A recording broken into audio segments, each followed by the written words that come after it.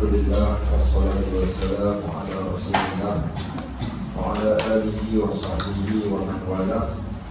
Allahumma inna nas'aluka 'ilman nafi'a wa nas'aluka rizqan thayyiban wa 'amalan mutaqabbala. Rabbana zidna 'ilman yanfa'una, Rabbana yassir wa la tu'assir, wa tatim bil halal, walhamdulillahi rabbil alamin. Baik. Tadi kita baca dua doa yang Nabi SAW minta kita selalu baca dan saya selalu sebut. Ya Allah, kami mohon ilmu yang bermanfaat, rezeki yang baik dan amalan yang diterima. Tiga benda ni ada benda yang paling terbaik dalam hidup kita ni, melainkan dapat ilmu yang bermanfaat, dapat rezeki yang baik dan juga dapat amalan kita ni Allah terima. Yang kedua, doa yang Allah minta, kita selalu minta doa kepada Allah.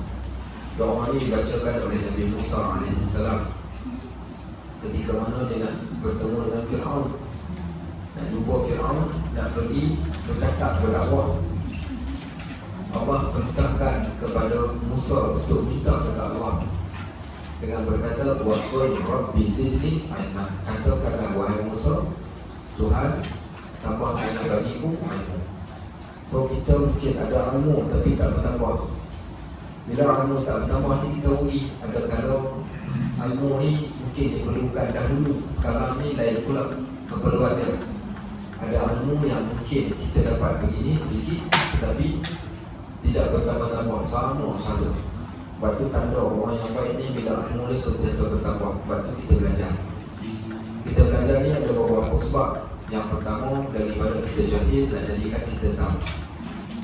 Yang kedua, kita belajar nak memperbetulkan kesilapan. Dan yang ketiga, tujuan belajar untuk nak tambahkan ilmu yang sememangnya kita dah ada. Kenapa nak kena tambahkan ilmu? Yang pertama, ramai orang dia suka cari darjat di sisi manusia, cari pangkat, cari kedudukan. Tapi dia lupa nak cari kedudukan di sisi Allah. Kalau nak dia tahu betapa manusia ni akan diangkat darjat mereka ni dengan beberapa benda yang boleh menyebabkan darjat kita terangkat. Salah satunya kita ceritakan sebelum ini, orang yang bangun malam. Orang bangun malam yang Allah kata, wa minal layli fatahajjat bihi nafilatan 'asa an yab'athaka rabbuka maqaman mahmuda. Daripada sebahagian malam itu ada orang bangun bertahajud, mudah-mudahan Allah akan angkat darjat dia, maqam dia, kedudukan dia di sisi Allah. So solat malam asbab Allah angkat kedudukan kita di sisi Allah. Yang kedua, Allah kata yarfa'illahu allazina amanu minkum wallazina utul ilma darajat. Allah akan mengangkat darjat di antara kita ni tak sama darjat. Maka ada di antara kita yang Allah angkat dia dengan beberapa darjat. Siapa dia? Iaitu orang yang diberikan ilmu. Allah akan angkat darjat mereka di sisi Allah. Setiap hari daripada permulaan kita datang ke rumah haji, hari pertama, hari kedua, hari ketiga, maknanya darjat kita akan makin naik. Bukan darjat kita di sisi manusia, tapi darjat di sisi Allah. Waktu ketika saya belajar di Syam, di Syria dahulu, orang yang belajar ni kalau dia belajar dekat pusat pengajian ni, apa yang dia nak? Dia nak lulus, dia nak sijil, dia nak satu pengiktirafan. Tapi tempat yang saya belajar ni, tempat di sini dia tak iktiraf. Kerajaan Malaysia tak iktiraf dia, sebab saya belajar di Syria. Kemudian bapa saya yang hantar saya ni, dia kata, tukarlah tempat, pergi belajar dekat Jordan. Dia kata, Jordan diiktiraf.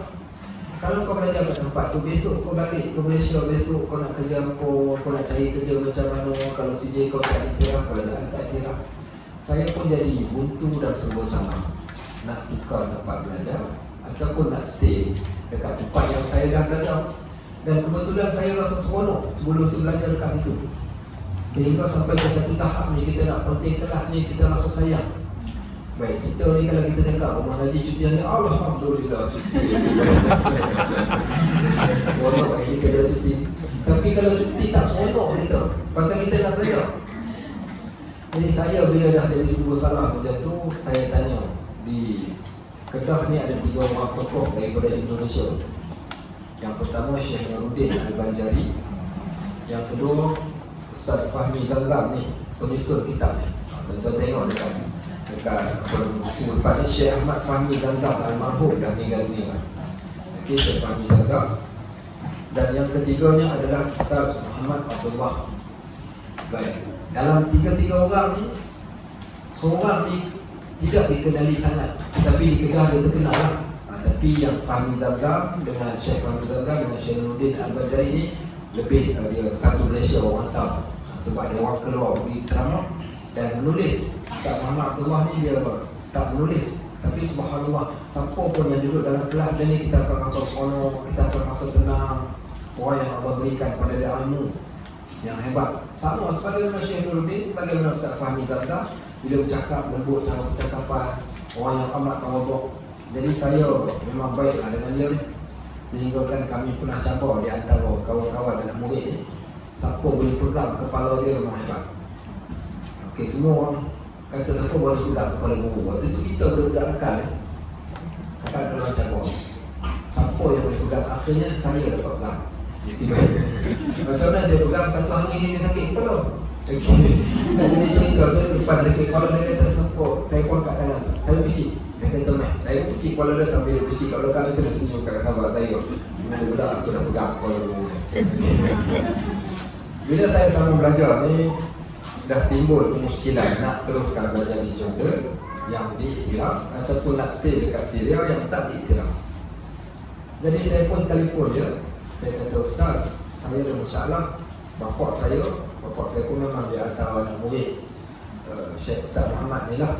Mana-mana dia pergi pun dia akan bawa bapak saya. Jadi saya tanya dia. Saya kata saya dapat ada satu kemuskilan. Bapak saya suatu suka tempat belajar yang diiktiraf berbanding dengan tempat yang saya belajar sekarang. Dia cakap dekat saya satu benda, dia kata, Najib, apa tujuan kau belajar? Adakah kau belajar kau nak cari pengiktirafan manusia? Dia kata, kalau kau cari pengiktirafan manusia, kau mungkin akan dapat, tapi belum tentu kau akan dapat pengiktirafan daripada Allah.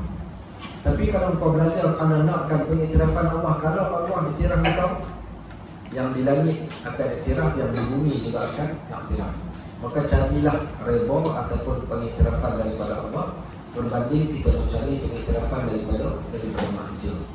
Satu ada setengah orang dia suka belajar pondok, dia suka belajar yang macam ni, kalau dia tak ada benda yang dia nak kejar, melainkan satu benda saja dia belajar kerana Allah, supaya Allah redha dekat dia, dia dapat perbetulkan kesilapan dia dapat tambahkan ilmu dia yang mana dia tertinggal dahulu. Maka kalau kita letakkan matlamat kita yang tu, insya-Allah kita berada pada matlamat yang paling mulia berbanding dengan matlamat yang lain. Sebab itu ilmu apa, orang tanya ilmu apa yang paling terbaik? Ilmu yang paling terbaik ini ilmu yang boleh menghasilkan perasaan ikhlas kita ketika beramal. Baik, kalau kita belajar ilmu-ilmu yang berdasarkan kemahiran, kita akan rasa wow, aku tahu, kau tak tahu. Okey, baik. Tapi kalau ilmu yang menjadikan kita makin ikhlas, menurut itulah ilmu yang paling terbaik yang patut kita pegang. Baik, ilmu yang kedua terbaik, ilmu apa? Ilmu yang boleh menghasilkan rasa takut pada kita. Sebab tu bila ada di kalangan ayahanda, bonda-bonda yang datang jumpa Ustaz, makcik lah, pencen lah, boleh Ustaz cadangkan kitab apa nak baca, nak belajar, guru mana saya nak belajar, dan ilmu apa yang saya patut belajar. Saya kata, masa kita terhad. Sungguh masa kita terhad ni, ramai dah sahabat-sahabat kita yang dah pergi, dah meninggalkan kita. Kita tak tahu kita pula bila. Masa terhad, benda yang nak buat banyak, kewajipan kita ni teramat banyak. Tapi masa kita tak tahu sampai bila kita nak boleh belajar. So kita kena cerdik nak cari benda yang paling mungkin nampak sedikit, tapi impact daripada benda tersebut tu adalah besar pada kehidupan kita dan akhirat kita. Saya kata kalau dah umur 60 tahun duk pergi belajar taranum pakai poliden pula, saya kata semua tahu. Tak payahlah saya kata. Taranum ni bagi orang muda. Kita tak ada taranum. Ataupun belajar ilmu-ilmu yang kita kata bukan nak maksudnya semua ilmu tak bagus, semua ilmu baik. Tapi kita kena bijak dalam belajar, supaya masa kita yang terhad ni kita dapat kesan yang besar. Maka ulama letak ilmu yang paling terbaik, ilmu ikhlas. Ilmu yang kedua terbaik, ilmu yang boleh menghasilkan rasa gerun dan takut pada Allah. Ini ilmu yang perlu kita ada, lebih-lebih lagi kita yang berada di akhir zaman. Kita kena cari, sebab takut ni dia akan bawa manusia kepada satu cara hidup, disebabkan takut. Takut tadi dia seumpama satu celeti yang sentiasa memandu kita. Seumpama, kata Imam Ghazali, takut ni umpama seekor binatang tunggangan yang ditakutkan dia dengan satu rotan yang dipunyai oleh tuan yang tunggang dekat belakang. Maka tuan tu dia takut rotan tu menyebabkan dia akan berjalan ikut apa yang tuan dia nak. Dan itulah yang kita katakan yang paling terbaik, carilah ilmu yang boleh mendatangkan rasa turun dan rasa takut kita kepada Allah. Tak lain dan tak bukan, salah satunya adalah ilmu at-tasawuf. Baik. Sama boleh. Sahabat-sahabat rahimahullah. Okey, tadi tu mukadimah, belum lagi, ni baru dah masuk. Okey, dah bersebelah. Kita masuk, kita berhenti hari tu ni pada faedah yang ke-8. Faedah ke-8 muka surat 38 cerita berkaitan tentang kata.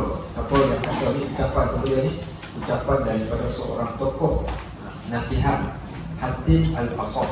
Okey, nasihat Hatim Al-Asad, iaitu pada nasihat dia yang terakhir. Apa kata Hatim? Dia kata, sesungguhnya aku melihat setiap orang ni memiliki satu yang menjadi pegangannya. Baik, kita ni ada satu benda yang kita pegang, sama ada dia adalah ilmu ataupun sesuatu. Sebahagian mereka menjadikan dinar dan dirham sebagai pegangan. Contoh, ada orang kata cash is king ataupun money is king. Apa namanya, apa lagi satu perkataan orang selalu sebut, no money no what? No money no talk. Okay, no money no talk lah orang kata. No money no talk, cash is king, money is king. Berbagai lagi lah perkataan yang orang selalu sebut. Ada orang yang mengatakan education, dia kata pelajaran tu benda yang paling utama. Okey, ada orang yang katakan puasa. Okey, puasa adalah satu benda yang paling utama. Ada orang yang katakan kekayaan. So macam-macam orang yang dijadikan pegangan dalam hidup. Tak ada duit, apa pun tak boleh buat. Ada duit, semua benda boleh buat. Sebenarnya itulah pegangan dia. Ada orang dia kata kuat. Dia kata kekuatan itu satu pegangan dia. Maksudnya zaki mana dia kuat, dia boleh tumbuk wang, dia boleh pergi bekerja. Dia rasa dia akan hidup dengan aman sentosa. Sebab tu saya sebut balik sahabat-sahabat rahimahullah, bila kita sebut manusia ni dia ada dua unsur. Bila kita sebut manusia dia ada dua unsur. Okey, yang kita telah sebut kat sebelum ni, dua unsur. Okey, dua unsur manusia. Dua unsur manusia. Apa dia dua unsur manusia ni? Dua unsur manusia, satu jasmani, yang kedua rohani. Rohani ni bukan tak rohani, tak ada bukan. Okey, baik. Okey, baik. So jasmani ni fizikal kita, rohani ni dalaman kita. Baik, kedua-dua ni adalah unsur yang ada pada manusia. Ada orang dia berpegang dengan jasmani. Bila dia berpegang dengan jasmani ni, dia katakan kalau dia, itulah yang keluar perkataan lagi hidup lagi ngelabang. Tahu lagi hidup lagi ngelabang apa? Tak pernah dengar? Lagi hidup lagi berjuang. Lagi hidup lagi berjuang. Siapa yang kata benda-benda tu? Rentak. Tahu rentak? Rentak seorang tokoh Sarawak lah, nama dia rentak pakai cabat buat tombak. Okay. Itu dia sebut lagi hidup lagi ngelabang. So dia bergantung dengan jasmani. Selagi kuat, selagi mana hidup, aku tetap lawan. Itu orang yang pegang dengan jasmani. Baik, tapi dia orang tak tahu rupanya manusia ni rohani dia lebih kuat lagi daripada segala-galanya. Rohani itu lebih kuat daripada jasmani. Betapa ramai orang yang tubuh badan tak kuat pun, tetapi dia ada kekuatan dalaman. Contohnya kekuatan rohani seorang yang subhanallah uzur. Kita mungkin dah sama Allah satu hari kelak kita akan terbaring di atas katil. Terbaring di atas katil, tapi terbaring di atas katil dia mungkin dia akan boleh buat banyak lagi kebaikan berbanding dengan orang yang sehat segar-bugar walaupun dia terbaring. Disebabkan dia terbaring, dia sakit, dia bangun solat tahajud, dia membaca Al-Quran, dia berzikir, dia ingat Allah. Berbanding dengan orang yang sihat, maknanya rohani lebih kuat. Lepas tu bila Allah cerita tentang manusia ni, Allah cerita tentang dalaman dia. Allah kata wa nafsin wa ma sawaha, demi jiwa yang kami jadikan pada manusia. Fa alhamaha fujuraha wa taqwaha, dan kami ilhamkan pada jiwa benda yang tak baik dan benda yang baik. Maknanya jiwa kita ni yang gambaran luaran kita. Sebab tu disebut rasio dalaman ini dapat dilihat pada luaran seseorang. Apa yang dia buat itulah cerminan pada apa yang ada kat dalamnya.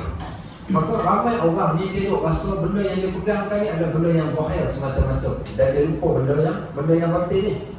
Antaranya mereka bergantung, iaitu beriktikad money is key, duit adalah segala-galanya, harta dan juga kerajaan sebagai pegangan. Sehingga akan disebut dalam satu hadis Nabi SAW, ya'ti 'alan nasi zamanun, akan datang kepada satu manusia satu zaman yang saya kira dah berlaku pada zaman hari ini. Hammuhum butunuhum, kepentingan mereka hanyalah perut mereka saja. Kalau dah dia kata yang penting, suara jangan miss. Siapa pun nak tukar kerajaan, kami tak pedulilah, naiklah parti mana pun, yang penting makan kami ada. Kami boleh makan, kami boleh hidup. So, sampai ke satu hari kelak manusia akan mementingkan perut. Nak menipu pun menipulah, janji dapat makan. Nak zalim dekat orang pun zalimlah, janji aku dapat makan. Aku tak kira, yang penting aku nak makan. Apa guna dia kata kalau tak dapat makan? So, mereka hanya mementingkan perut. Tahu tak apa yang berlaku ketika datangnya Dajjal? Laknatullah, ni waktu Dajjal datang, berlaku 3 tahun kemarau. 3 tahun kemarau yang panjang, bumi merekah. Makanan tidak ada, tumbuhan tak keluarkan hasil. Semua orang jadi susah, air tak ada, semua benda tak ada. Ketika susah itulah datanglah Dajjal. Datang Dajjal, dia bawa food truck. Tahu food truck? Lebih kurang macam tu lah. Dia bawa datang, kita tengah dahaga waktu dia datang lewat Pepsi, ais penuh dah itu. Tapi siapa nak, tak pun cendol serkam. Kemudian dia bawa pula benda yang panas-panas, yang sedap boleh dimakan. Maka ditawarkan kepada orang, pada manusia pada waktu tersebut. Orang nakkan makanan, dia bawa datang makanan dengan syarat isi borang keahlian geng Dajjal. Ramai orang masuk, yang paling ramai pada waktu tersebut adalah perempuan. Nanti yang di MITC, cerita lama, saya pun tengok segeramnya, tengok si adalah seorang jutawan di Malaysia ni, businessman yang kalau dalam media sosial tu Syed nampak muka dia saja. Okey, nama dia bermula dengan huruf A. Okey, dah sebutlah nama dia. Okey, baik. Jadi dia datang ke MITC. Dia buat ada satu benda yang dia buat tu, dia masukkan duit RM1 kat dalam satu mesin. Kemudian dia tekan itu akan naik berhambur kat udara tu, jatuh. So kebutlah, nak bagi orang berebut nak dapatkan. Maka ramailah orang yang pergi berebut semata-mata nak kutip duit RM1 yang dah bertaburan ni. Jadi macam kita katakan, subhanallah lah, seumpama macam ayam yang dicampakkan dedak, kemudian datanglah ayam yang banyak. Macam itulah keadaan. Dalam ramai-ramai tu sedih tengok ada 2-3 orang pagi dia rupiah bertumpang sekali kita cari. Macam itulah cara Dajjal datang esok. Dia datang taburkan kemewahan, taburkan makanan. Siapa yang rasa kehidupan ini akan selesa, akan aman, kehidupan ini akan jadi baik dengan benda tersebut, itulah pegangan dia akan pergi. Sehingga kan diceritakan pada ketika datang Dajjal ni, orang yang beriman mereka menolak sebarang benda yang diberikan oleh Dajjal, dan makanan mereka pada waktu tersebut hanyalah zikrullah sahaja. Sebab mereka tahu apa yang betul dan apa yang salah. So orang yang faham dalam bab ni, dia tidak akan salah pegangan dia, dan dia akan bertaruh pada, dia panggil ghurwatil wusqa, tali yang paling kuat. Ada tali yang tak kuat dan ada tali yang kuat. Siapa yang berpegang dengan makanan, ataupun dia bergantung hidup dengan seseorang, ataupun dia bergantung hidup dengan wang ringgit, dia akan tewas bila dia tak dapat benda yang kita nak. Tiba-tiba kita tak dapat, kita akan jadi stres. Kalaulah hidup ni semata-mata kerana nak makan, nak cari makan, kalau kita tak dapat makan, marah akan kita marah lah. Kita akan marah kat kerajaan, kita akan marah dekat YB, kita akan marah sampai tak pasal-pasal Tok Sidang pun kena marah. Engkau dah Tok Sidang. Okey, baik. Semua orang dia akan marah pasal dia tak dapat. Baik. Tapi kalau orang yang bergantung dan berpegang kepada Allah, dia tak akan marah kepada sesiapa pun. Dia tahu Allah yang menentukan. Wallazi innahu, apa nama dalam ayat Quran, wa anna, dia ayat dalam surah An-Najm tu, dialah yang menjadikan seseorang itu kaya, dia juga yang menjadikan seseorang itu tanpa kedana. Bila dia tahu ayat ini, dia tahu Allah yang menjadikan rezeki, Allah yang meletakkan, dia tak akan rebut benda yang ada dekat Allah. Dan dia tak akan jadi seumpama apa yang kita sebut tu tadi. Tapi bila dia tak faham yang ni, pasti dia akan jadi berebut, dia akan salahkan orang, dia akan jadi stres bila dia tak dapat. Baik, maka apa nak ceritakan?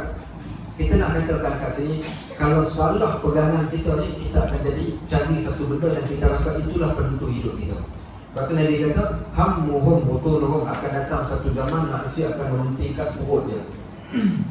Wa qiblatuhum nisa'uhum, qiblat mereka adalah perempuan-perempuan mereka. Baik, wa dinuhum darahimuhum wa dananiruhum, dan agama mereka waktu tersebut adalah wang ringgit. Agama adalah duit saja, duit adalah agama. Duit adalah Tuhan. Sehingga ada orang kata money is God. Duit adalah Tuhan. Dengan duit tadi tu dia mampu jadi, dia kata lebih daripada Tuhan dia boleh buat. Dia boleh beli manusia, dia boleh beli jiwa, dia boleh buat apa yang dia nak. Ini satu pegangan yang salah. Dan ini juga salah satu bentuk syirik yang kita tak nampak. Kita duk rasakan itulah segala-galanya bagi manusia, sedangkan dia adalah satu benda yang salah. Baik. Dia kata lagi, dan ada pula yang menjadikan kemahiran atau pekerjaan sebagai pegangan. Dalam Al-Quran ada kisah kaum Ad dengan kaum Samud. Kaum Ad ni Allah bagi cerdik, Allah bagi kuat, cerdik dan kuat. Tak ada benda yang paling orang lelaki banggakan bila dia cerdik dan bila dia kuat. Mengaji pandai, badan sasa, six pack ada perutnya. Kita satu pack saja, bicik. Dia masuk gym, badan dia jadi tegak elok. Belajar pula pandai, muka pula handsome. Habislah dunia dia punya. Okey, kalau dia ada macam tu. So orang kuat kaum Ad ni macam tu. Wakanu yanhituna al-jibala buyuta. Allah sebut, Allah kata wa'adani pula kaum Ad yang pertama, kemudian kaum Ad yang kedua. Kuat Nabi Nuh alaihi salam dan juga Nabi Allah Saleh alaihi salam. Dua kumpulan orang yang Allah jadikan kecerdikan. Dia boleh pahat batu jadi licin. Dia boleh buat bangunan batu yang setinggi-tinggi, menara yang tinggi dengan cara pahat. Bila dia buat macam tu, dia rasa dia dah cukup cerdik, dia dah cukup hebat. Akhirnya dia bertanya, man asyaddu minna quwwah, adakah manusia, makhluk yang lain yang lebih kuat daripada kami? Akhirnya Allah murka pada mereka, Allah matikan semua mereka mati. Sebab kenapa? Kerana dia rasakan kemahiran atau pekerjaan itu sebagai satu pegangan. Okey, dia doktor, dia engineer, dia begitu, dia begini, itulah dunia dia. Baik. Bahkan ada orang yang menjadikan hamba Allah sebagai pegangan. Dia bergantung hidup dengan manusia. Ustaz, saya kalau tak ada YB ni, saya tak boleh hidup, Ustaz. Dialah yang sama rezeki saya selama ni. Hati-hati. Baik. Saya dulu tak ada apa, dialah yang menjadi, dia yang okey. So dia berpegang, kalau lah tak ada dia, tak hidup saya. Ini di antara pandangan yang salah. Maka lalu dia kata, bila aku jumpa dengan orang yang macam ni, ada orang berpegang dengan YB, ada orang berpegang dengan harta kekayaan dia, ada orang berpegang dengan seseorang, ada orang berpegang dengan wang ringgit, ada orang berpegang dengan kemahiran dia. Maka bila aku tengok macam-macam jenis manusia yang macam tu, aku terus teringat firman Allah. Apa dia ayatnya? Wa man yatawakkal 'ala Allahi fa huwa hasbuh. Innallaha balighu amri qad ja'ala Allahu li kulli syai'in qadra. Ayat ni ayat yang paling menenangkan kita yang tamak ni, ayat ni menenangkan kita. Baik. Siapa tahu ayat ni ayat apa? Ayat Sayyidina. Tahu tak ayat ni duduk dalam surah apa? Baik. Tahu tak surah Talak tu surah apa? Saja je nak tanya. Surah Talak tu surah apa? Surah Talak ni dipanggil surah An-Nisa. Surah An-Nisa ada 3 surah An-Nisa dalam Al-Quran. An-Nisa yang pertama surah An-Nisa dipanggil Nisa Al-Kubra, Nisa besar. Baik, Nisa yang kedua ini semput. Biasa saya datang kat sini perut kosong. Hari ni sebelum nak datang ada orang belajar kat kedai pula. Makan nasi pula, makan nasi itu yang jadi semput cakap ni. Bulan puasa jadi imam tarawih Masjid Airport, mayang 23 rakaat. Jadi saya kalau buka puasa saya tak boleh makan. Kalau tak nafas jadi pendek, baca Fatihah pun semput. So buka puasa ambil buah kurma 2 biji ke 3 biji, kemudian minum air, kemudian turun jadi 5. Pukul 10 baru, 10 setengah, pukul 11 baru makan. Apa cerita tadi lagi? Surah Nisa tadi. Surah Nisa. Surah An-Nisa. Surah An-Nisa ada 3, 1 Nisa besar, 2 Nisa kecil. Dua nisa kecil, yang pertama surah At-Tahrim, kemudian yang keduanya adalah surah At-Talaq. Surah At-Talaq dan surah At-Tahrim adalah surah An-Nisa kecil. Kenapa dinamakan surah Nisa kecil? Kerana dua-dua surah ni cerita pasal perempuan. Dua-dua surah tu cerita berkaitan tentang perempuan, maka dinamakan surah tersebut dengan surah An-Nisa. Baik, menariknya dalam surah At-Talaq ni Allah cerita berkaitan tentang kisah Nabi SAW dan ahli keluarga dia dalam surah At-Talaq ni, dan cerita tentang perempuan, cerita berkaitan tentang perempuan. Baik, dan di sana ada satu ayat diselisihkan. Ayat ni dikenali dengan ayat 1000 dinar. Kan ayat 1000 dinar kan? Macam mana ayat 1000 dinar? Ayat taqilah, ayat ada rumah kerja, kemudian supaya dulu kumi ayat sudah ayat tasih, kemudian ayat taqilah. Okey, baik. Macam mana ayat 1000 dinar semua boleh hafal? Ada dia tadi. Kenapa boleh hafal ayat ni? Ayat ni tak boleh hafal pun. Okey, baik. Kenapa ayat ni boleh hafal? Pasal ayat tu sebut benda terbudi dah, Ustaz. Ya, kenapa? Konon-konon dengan anggapan kita akan kaya kalau kita baca ayat ni. Baik. Ayat ni dikenali dengan ayat 1000 dinar. Orang panggil ayat ibu rezeki. Tak apalah, okey. Whatever dia orang nak panggil dengan ayat ni. Tapi kalau buka tafsir, tak jumpa pun ayat ni dikatakan ayat 1000 dinar. Mana perkataan ayat 1000 dinar ni cerita adalah tokoh-tokoh orang yang terkemudian yang menceritakan tentang ayat 1000 dinar. Baik, ayat ni dia ada huruf syarat. Okey, dalam bahasa Arab ni dia ada huruf syarat. Ada saya nak tanya soalan ni, just sebit-sebit. Saya dah buka kelas bahasa Arab. Nanti akan dibuka paling awal Sabtu ni lah, Sabtu nak masuk ni, hari Sabtu ni di Abu Hubaib Learning Center Sungai Petak tu. Kelasnya waktu malam. Siapa nak hadir kelas tu? Malam susah. Hari apa? Sabtu malam Ahad. Sabtu malam Ahad. Bermula pukul 8 malam, 8 atau 9 ataupun 9 malam. So, kelas bahasa Arab buat malam. Okey, bahasa Arab yang paling basic sekali, orang yang tak kenal, tak kerti huruf alif dia tak. Saya pernah belajar bahasa Arab ni, budak Cina. Okey, alif, tulis alif kat depan, dia datang tulis alif. Dia kata ni bukan alif, dia lain. Lepas tu balik pula ada tulis alif. Okey, baik. Dia kata ni pun bukan, habis alif macam mana? Alif satu je. Okey, baik. Ada orang yang tak kenal benda tu, kita kata okey, sekarang tulis huruf apa dua titik. Oh, saya. Okey. Okey, huruf apa? Tak. Okey. Panggil, mari sini tulis huruf tak, dia pun tarik. Tak macam mana? Tanduk kerbau, pandai. Okey, tanduk kerbau. Kat mana titik dia? Ada dua titik. Okey, letakkan titik. Saya mengajar macam ni yang tentera. Ada orang yang bapak macam tu lah. Ada yang buat huruf nun kat mana titik dia? Titik dia dekat sini pun ada. Tak apalah, kita terima. Macam tu masalah. Kita akan start belajar dari pada awal sampai cara nak menulis huruf, cara nak menyambung huruf, huruf apa boleh sambung, huruf apa tak boleh sambung. Okay, so sebab tu saya panggil Arabic for beginners. Bahasa Arab untuk peringkat permulaan. Tak kenal huruf pun tak apa, datang. Saya mengajar budak Cina mengambil masa 4 minggu untuk membaca dan menulis. Daripada tak tahu, membaca dan menulis tu 4 minggu sahaja. So siapa yang nak join, tapi kelas dia Sabtu malam Ahad pukul 8 9 malam. Okey, satu pilihan. Kalau jumlah student ramai, saya akan pecah jadi 2 kumpulan. Satu siang, satu malam. Okey, baik. Okey, so siapa yang boleh datang malam, boleh datang malam. Cumanya dia sebab kalau kelas dengan lebih daripada 30 orang atau 40 orang, sebab nanti dia tak efektif. Sebab belajar bahasa ni, yang kedua tak boleh malu, saya akan cek tulisan seorang demi seorang, pronunciation sebutan, tapi simple, santai saja, jangan rasa berat. Ini sekadar Arabic for beginner ni pengenalan kepada bahasa Arab. Kita belajar benda-benda yang simple. Nanti kita akan ajar mengira daripada 1 sampai ke 1 juta hanya mengambil masa 30 minit saja. 1 sampai 1 juta. Begini kalau Arab sebut, berapa ribu harga kereta ni? 890,000. Macam mana sebut dalam bahasa Arab? Okay. Simple, senang, kita akan tahu. So itulah yang saya akan ajarkan, sebab itu dinamakan Arabic for beginners. 8 sampai pukul 9 malam hari Sabtu ni. Siapa yang tak boleh hadir hari Sabtu ni, saya nak tengok dulu malam tu berapa ramai. Kemudian kita akan pecahkan jadi 2 grup. Satunya di waktu siang dan satu lagi pula di waktu malam. Kalau malam tak ramai, barulah kita tukar jadi siang ni.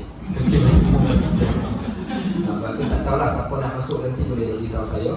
Atau boleh terus pergi kat situ. So far setakat hari atas kertas yang dah bagi nama 40 orang. Malam. Yang malam tu. Okey, malam. Siang. Kalau siang hari Sabtu ada masalah hari Sabtu. Ada masalah. Ada masalah. Ada boleh walaupun hari Sabtu. Okey, betul. Pagi pagi insya-Allah pukul 8 pukul 9 pagi tu. Baik, yang kedua, bulan Ramadan nanti saya ada buka kelas tadabbur ayat pilihan tiap-tiap pagi 8 sampai 9 pagi. Okey, sini buka orang mengaji, bulan puasa.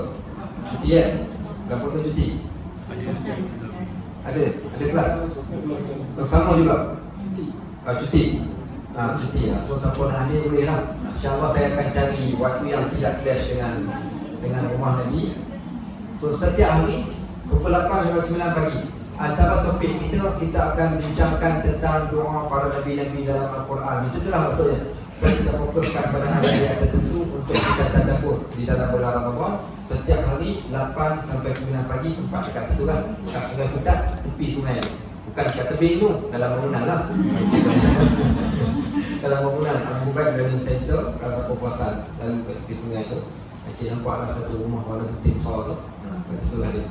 Okay, boleh muat dalam satu kelas. Tak ada masalah, boleh 300 orang pun boleh muat. Sebab dia punya ruang itu besar.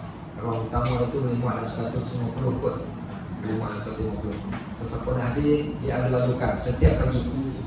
Habis 27 Ramadan. Okey, 27 Ramadan kita akan stop. Tapi yang sebelum tu, setiap hari 8 sampai pukul 9 pagi. Baik. Termasuk hari Sabtu minggu lah. Termasuk hari Sabtu Nabi. Termasuk hari Sabtu Ahad. Termasuk hari Sabtu Ahad, insya-Allah. Okey, apa dia tadi saya tulis tadi? Okey, cerita ayat Subudina. Ayat Subudina ni dia ada huruf syarat. Apa dia huruf syarat ni? Nama apa dah huruf syarat? Kau tepati syarat dia, engkau layak, engkau dapat. Kau tak tepati syarat, jangan halau. Okey, baik. So dia mulakan dengan ayat wal-man. Okey, wal-man yattaqillah. Okey, yaj'al lahu makhraja wa yarzuqhu min haitsu la yahtasib. Wa man yatawakkal 'ala Allah. Ayat yang kedua. Wa man juga. Okey, so man ni lah ni dia bagi huruf syarat. Man sesiapa. So engkau buat, engkau akan dapat. Baik. So yang pertama wa man yattaqillah. Yattaqillah. Yattaqillah. Siapa yang bertakwa kepada Allah. Okey. Allah akan bukakan jalan keluar bagi dia. Wa yarzuqhu min haitsu la yahtasib. Wa man yatawakkal. Yang kedua, wa man yatawakkal 'ala Allah. Siapa yang bertawakal. So takwa dan tawakal syaratnya. Siapa yang bertakwa, Allah bukakan jalan keluar bagi setiap masalah. Siapa yang bertawakal kepada Allah, Allah akan berikan apa yang dia, Allah akan mencukupkan bagi dia. So takwa dan tawakal ini adalah sumber rezeki kepada manusia. Takwa dan juga tawakal. Kalau dah tahu dah takwa dan tawakal itu sumber rezeki bagi kita, kenapa kita nak takut dan kenapa kita nak berpegang pada seseorang untuk menentukan rezeki kita? Kenapa kita nak percaya kepada sesuatu benda yang akan mengaturkan kehidupan kita? Sedangkan Allah berkata dalam ayat yang jelas, siapa yang bertakwa, siapa yang bertawakal. So bertakwa pada siapa? Pada Allah. Bertawakal pada siapa? Pada Allah. Maka dia kata ramai orang yang memegang sesuatu sebagai pegangan, tapi mereka lupa. Dan bila aku tengok ada manusia yang pegang sesuatu sebagai pegangan dia, aku teringat kata-kata Allah. Siapa yang bertawakal, iaitu berpegang, bergantung harap dengan Allah, fahuwa hasbuh, pasti Allah akan mencukupkannya. Innallaha balighu amrih. Allah akan mempersampaikan segala urusan. Semua urusannya Allah akan aturkan. Baik, qad ja'alallahu likulli syai'in qadra. Allah menjadikan bagi setiap sesuatu itu kadar yang telah ditentukan. Kerjalah siang malam 24 jam. Kalau Allah kata engkau punya rezeki secukuplah kata. Kerjalah mungkin siang malam sekalipun. Kalau Allah katakan rezeki dia segantang dia akan dapat. Ada orang kau kerja sikit saja, mungkin dia kerja waktu pagi, tapi Allah tentukan untuk dia segantang, dia dapat segantang walaupun kerja sikit. Kerja banyak dan kerja sikit bukan penentu portion yang kita akan dapat. Tapi macam mana orang yang bergantung kepada Allah dan orang yang bertakwa kepada Allah, Allah akan tentukan bagi dia. Baik. Untuk nak faham yang ni, saya berikan satu kata-kata yang simple dan mudah faham. Baik. Kata-kata ini Allah ucapkan kepada Nabi Daud alaihissalam. Kata-kata ini Allah ucapkan pada Nabi Allah Daud alaihissalam. Apa kata-kata ini? Ya Daud, wahai Daud, anta turid wa ana urid, wa la yakunu illa ma urid. In sallamtani fima urid, sallamtuka fima turid. Wa in abghaztani fima urid, abghaztuka. Wa in abghaztani fima urid, ata'atuka fima turid. Okey, ini satu kata-kata yang Allah sampaikan kepada Nabi Daud alaihissalam untuk dia laksanakan. Apa kata Allah? Wahai Daud, engkau ada keinginan dan kehendak. Allah ada kehendak ni. Kehendak Allah dengan kehendak manusia, yang mana yang akan tercapai? Kehendak Allah. Baik. Kalau dah tahu kehendak kita dengan kehendak Allah yang akan tercapai, kenapa bergantung kepada diri sendiri, tidak bergantung kepada Allah? Baik, Allah kata lagi, in sallamtani fima urid, sallamtuka fima turid. Kalau engkau buat apa yang aku nak, aku beri apa yang kau nak. Kalau engkau buat apa yang aku nak, aku bagi apa yang kau nak. Tapi kalau engkau tak suka pada apa yang aku nak, aku penatkan engkau pada apa yang kau nak, dan engkau tak akan dapat melainkan apa yang aku nak. Confirm dah ni. Pening betul kan? Faham ke tak faham? Faham kan? Baik, kesimpulan dia, semua benda yang kita nak ni, kita takkan tercapai melainkan kehendak Allah. Tapi Allah bagi sedikit hint, Allah bagi sedikit poin yang penting. Apa Allah kata? Kalau kau buat apa yang aku nak, aku bagi apa yang kau nak. Engkau nak apa ni, aku akan bagi bila engkau buat apa yang aku nak. Tapi kalau engkau tak suka pada yang aku nak, yang aku suruh engkau tak suka, aku akan penatkan engkau pada apa yang kau nak. Sebab tu berapa ramai orang yang penat bekerja tapi dapat sikit. Penat buat kerja siang malam, bisnes apa dia buat? Bisnes online, offline, on apa namanya, atas line, downline, online, macam semua buat. Tapi tak hanya kaya, bukan menyerabutkan dia lagi. Kerja siang malam sampai terapai anak pinau, sampai suami isteri bergaduh hanya kerana nak kejarkan satu benda. Akhirnya yang dia kejar tak dapat, yang dikendong bercerai. Ini yang berlaku sebab dia tak buat apa yang Allah nak, dia duduk cari apa yang dia nak. Dan Allah penatkan dia apa yang dia nak, dan dia takkan dapat melainkan apa yang Allah tentukan. Kalau dia bekerja keras, dia dapat banyak, itu pun sebab Allah tentukan. Kalau dia bekerja keras, dia tak dapat apa, itu pun sebab Allah yang tentukan, bukan sebab dia. Maka kita faham yang ni, kita tahu kita berikhtiar. Ketentuan berapa banyak yang kita dapat, itu semua urusan Allah. Siapa pun tak tahu. Kita tak tahu rezeki apa yang kita nak dapat. Ada orang tiba-tiba dia jadi siapa sangka seorang yang asalnya daripada Tok Batin, orang asli, tapi sekarang jadi speaker parlimen. Okey. Daripada Cameron kan wakil rakyat pada parlimen Cameron Highland. Okey. Dia pun tak sangka daripada duduk dekat tempat kawasan tiba-tiba naik diangkat dan sampai jadi. Siapa yang sangka dahulunya adalah orang yang biasa, kerja kerani biasa, tapi tiba-tiba dia diangkat berada pada kedudukan yang tertinggi. Semua dia tak tahu, semua itu berada dalam rahsia Allah. Semua berada dalam rezeki yang Allah Subhanahu wa taala tentukan pada seseorang. Maka dia kata, bila aku baca satu ayat ni, aku terus bertawakal kepada Allah, maka Allah mencukupkan akan daku, dan Allah itu adalah sebaik-baik tempat aku berserah diri. Maka aku tak ada masalah pun. Dapat ke tak dapat, itu bukan soalnya. Yang penting aku buat apa yang Allah perintahkan kepada aku. Kata Imam Syafiq Al-Balqi, dia berkata kepada Hatim Al-Asaf, semoga Allah sentiasa memberi taufik kepadamu. Sesungguhnya aku telah membaca Taurat, Injil, Zabur, Al-Quran. Maka aku mendapati isi keempat-empat kitab ini adalah beredar pada membahas 8 masalah yang engkau telah sebutkan tadi, dan siapa yang beramal dengannya maka sebenarnya dia telah beramal dengan keempat-empat kitab yang aku sebutkan tadi. Maka semua topik 8 nasihat yang kita bacakan kat sini semuanya ada diceritakan, sama ada di dalam Al-Quran ataupun sebarang kitab-kitabnya, kitab-kitab yang Allah Subhanahu Wa Taala turunkan kepada kita sebelum ini. Baik, wallahu a'lam bishawab. Ada persoalan tadi? Itulah benda yang kita bincangkan. Okey, ada soalan tadi? Kita buka pada soalan.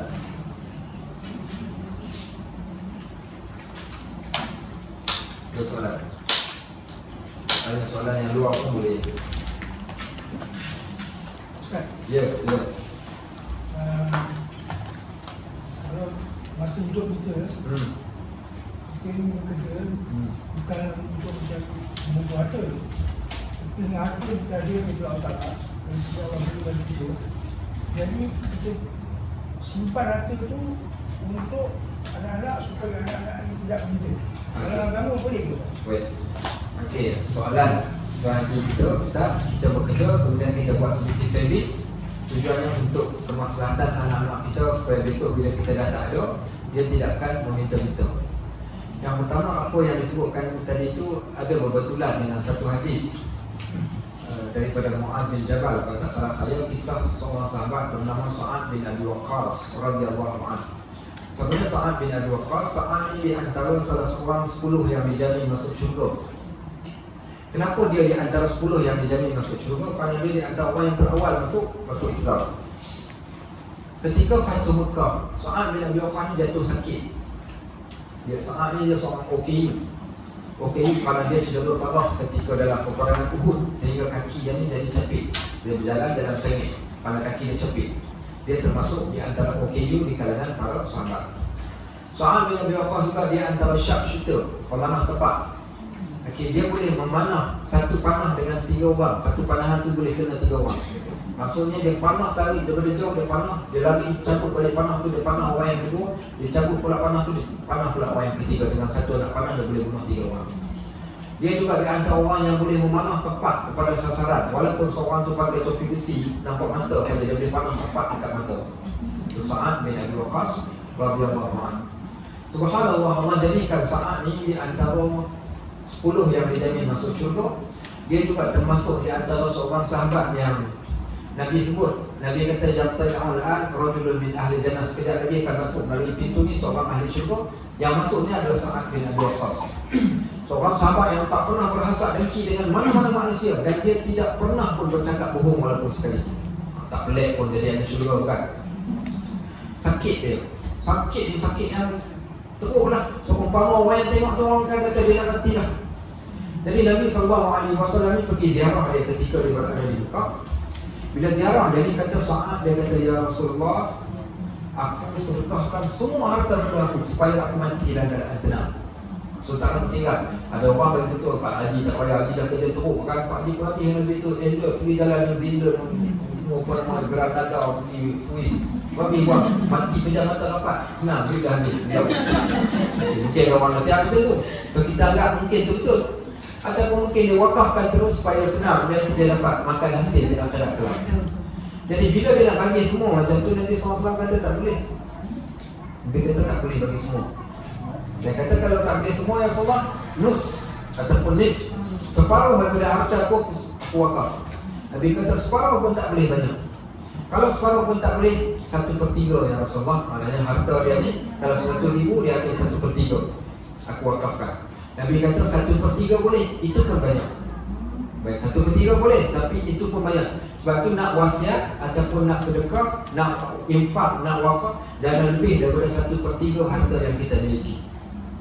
Baik, apa alasan dia? Nabi SAW sebut, Nabi kata supaya engkau tidak tinggalkan ahli keluarga engkau dalam keadaan miskin, papa kedana, dan mereka akan meminta-minta kepada manusia yang lain selepas engkau tinggalkan. Tapi kita kena faham situasi Sa'ad bin Abi Waqqas. Anak-anaknya yang masih lagi tidak pandai mencari rezeki, bukan? Ataupun kita katakan yang zaman tersebut, zaman kalau tak ada harta dia tak akan boleh hidup. Tapi zaman hari ini kita banyak benda yang kita, seseorang yang waras yang ada kesihatan tubuh badan, dia masih lagi boleh gunakan kudrat yang dia miliki untuk cari rezeki. Berbeza dengan zaman dahulu. Kalau zaman dahulu orang yang berada di kampung, apa yang dia boleh buat melainkan tanam ubi kayu. Tanam ubi kayu ada kudrat sikit, boleh lah makan ubi kayu, tak larang makan ubi kayu hari-hari. Bukan dia nak minum Milo, dia nak minum Nescafe Ice, dia nak makan chicken chop, maka takkan lah. Mana dah dapat bukan? So nak tak nak, dia orang perlu bekerja. Sebab tu kita katakan dalam bab ni, kita boleh persepsi tadi tu, pegangan kita tinggalkan harta supaya anak kita tak meminta-minta. Dia adalah satu kehidupan, dia ada rumah sekian-sekian. Tapi jangan juga kita sampai terlupa, iaitu setiap anak ini Allah telah tentukan rezeki lagi. Setiap anak kita Allah tentukan rezeki. Contohnya ada di kalangan ahli keluarga kami ni yang dia takut, bila takut tu dia dah siapkan rumah ni untuk anak tu, rumah ni untuk anak ni, sehingga kan dia tak mampu nak mengambil manfaat daripada hasil titik keluar dia. Tak boleh nak berjalan, tak boleh nak pergi sana semata-mata kerana takut nanti anak tak makan. Saya kata kalau dah sampai takut anak tak makan, kau tak makan, tu rugilah. Nikmati kehidupan yang Allah beri, rezeki yang Allah bagi dekat kita, nak berjalan, nak nikmati sedikit, nak buat satu benda yang kita suka buat dah. Kerana setiap orang tu ada rezekinya. Dan kita nak cari akhirat dengan habuan dunia yang kita ada ni, kita gunakan untuk akhirat kita. Tapi pada waktu yang sama, anak-anak kita ni, maknanya kita dah bagi didikan yang terbaik. Saya kira dia boleh cari kehidupan dia sendiri, tapi tinggalkan juga apa yang kita miliki tadi. Apa tujuannya? Kerana di sana ada satu bab yang panggil berkat, titik keluh yang kita buat selama ini. Sebab tu orang dulu pantang untuk nenek jual harta pusaka. Harta pusaka ni dia ada berkat dia. Orang dulu subhanallah, saya ingat saya jumpa dengan orang tua. Dia tanam pokok durian. Waktu dia tanam pokok durian tu, dia dah umur 60 tahun, 70 tahun dah. Dan dia tak akan sempat makan buah durian. Tapi kenapa dia tanam? Siapa tahu? Kenapa dia tanam? Anak cucu dia tak nak cucu dia tu. Ya, artinya dia tak faham untuk anak cucu. Tapi kenapa? Majari hal tu. Ya, sebenarnya orang dulu dia ilmu tak banyak, ilmu sikit, tapi dia praktik banyak. So maknanya dia nak supaya bila dia mati besok ada kebaikan yang dia tinggalkan. Rumah pusaka dia, kemudian yang pula pokok durian dia tanam, pokok cempedak dia, pokok rambutan dia, orang makan, even burung makan sekalipun dia duduk pada kubur, dia akan dapat pahala itu tadi. Maka kita tinggal. Sebab tu dalam bab ni tak ada masalah untuk kita tinggalkan untuk anak-anak. Tapi jangan wala tansa nasibaka, jangan lupa habuan kita juga untuk akhirat. Maknanya bagi kita habuan. Tengok. So nak pegang yang mana pun boleh. Nak pegang yang tu pun boleh, atau nak pegang yang ni boleh. Abu Bakar As-Siddiq radhiyallahu anhu dia pernah bawa datang semua harta benda dia letak depan Nabi. Baik. Kemudian Nabi tanya, apa kau tinggal untuk ahli keluarga kau? Tahu Abu Bakar jawab apa? Aku tinggalkan Allah dan Rasul. Tak apa buat macam tu. Kalau anak pinak kita jadi orang yang alim agama, tak ada masalah, kita tinggal. Kita tahu dia boleh tu. Tapi kalau anak kita tu anak tak arti bahasa, cerita dan cerita, teruklah, gaduhlah, akan jadi pergaduhan. Sama juga bila anak-anak kita ni kita tak bagi didikan agama, agak-agak kalau kita tinggal harta banyak, apa akan jadi kat anak? Baru saja 2 minggu lepas seorang hamba Allah call saya menangis-nangis. Dia kata, Ustaz, abang long saya, Ustaz, kenapa dengan abang awak? Abang saya dah bolok semua harta bapak kami. Dia katakan waktu bapak nak meninggal, bapak dah wasiat dekat dia. Sedangkan kami tak dengar. Semua dia ambil. Jadi kami hanya ambil beradik ni tak ada apa. Waktu bergaduh sampai putus saudara hanya disebabkan kerana isu harta. Tinggal harta pun susah, tak tinggal pun susah. So sebaik-baik nak tinggalkan pada anak-anak, tinggal ilmu, tinggal ketakwaan, tinggal adab, tinggal akhlak, insya-Allah. Pesan antara pesanan kita, mak ayah tak ada esok, orang adik-adik dengan putus. Kalau korang putus, korang dah buat satu benda yang mengecewakan ayah. Ayah akan sedih walaupun duduk dalam kubur besok, ayah akan sedih kalau korang buat itu. Yang kedua, harta benda ni bukan untuk berebut. Harta benda untuk dinikmati. Harta benda ni untuk kamu syukur nikmat Allah bagi, kamu saling tolong mengeratkan, bukan memecahkan. Kalau dengan harta ni menjadikan kalian berpecah, aku tak tinggal harta pun tak apa. Tapi kalau dengan harta menyatukan kalian, ambillah apa yang aku telah tinggalkan sebagai satu tanda keberkatan. Mak saya dulu dia cakap kat kami dulu ni, kau tak nak belajar, kau nak jadi apa? Kau ada lembu nak belum? Kau Kau dah gemuk getah nak baik. Kau dah tahu dah pak kau tak ada gemuk getah, bapak kau tak ada lembu nak belur, tak ada kambing nak belur. Apa kau tak nak belajar? Kau nak jadi apa? Kau nak jadi kebau. Orang dulu punya ayat kan. Tapi betul kadang kita nak kena buka. Biasakan dengan anak-anak ni tinggalkan wasiat-wasiat yang baik. Bukan wasiat harta. Contoh cakap esok ni apa alung anak, besok kalau bapak dah meninggal, bapak nak tinggal wasiat apa orang dulu ni? Dia wasiat apa ayah? Kau kebumikan ayah dekat KLCC. Kan wasiat yang menjadikan anak-anak rasa insaf. Tak bukanlah, itu contoh lah. Mak saya bagi wasiat dekat saya, jangan usung aku, jangan bawa aku dengan kenderaan. Aku bela kau orang daripada besar dapat tanah sampai besar. So, kau orang usung aku pakai usung dengan kudrat kau orang sebagai balas dari apa yang aku telah buat. Itu dah cukup dia kata. So kita orang semua diam, tak ada apa. Lepas tu pula waktu mak saya cakap tu rumah kami dengan kubur dekat.